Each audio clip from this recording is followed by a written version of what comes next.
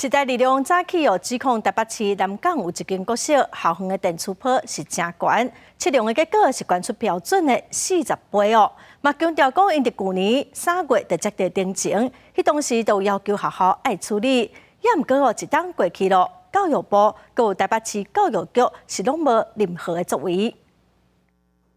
今天在这里的背景值是，其实只有0.7毫高斯。伫立法院开记者会，提出机器实际测量现场的电磁波，仅拿0.7毫高斯。毋过早起时代力量立委陈椒华是表示，台北市南港区有一间国小，校园的电磁波是真悬。去校园测量，发现伫楼梯间、幼儿园专科的教室，佮有灶骹遮个所在电磁波拢真悬，上悬有超过90毫高斯。也拿学生的教室嘛有22毫高斯，和校园的电磁波上加0.5的标准来比，是悬真济。癌症的这个研究机构就是 IRC 就是有做一个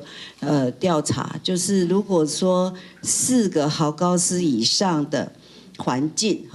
小儿白血病的罹患率会增加2倍。时代力量去年3月份就接到定情，陈椒华表示，去年伊就建议学校爱处理，想袂到1年过去啊，定情人来反映讲学校拢无做。台湾电磁辐射公害防治协会嘛表示，若变电设施无煞，幼儿园的电磁波验出30毫高斯，原因是学校 WiFi 基带设价上低。这个 WiFi 接收器竟然来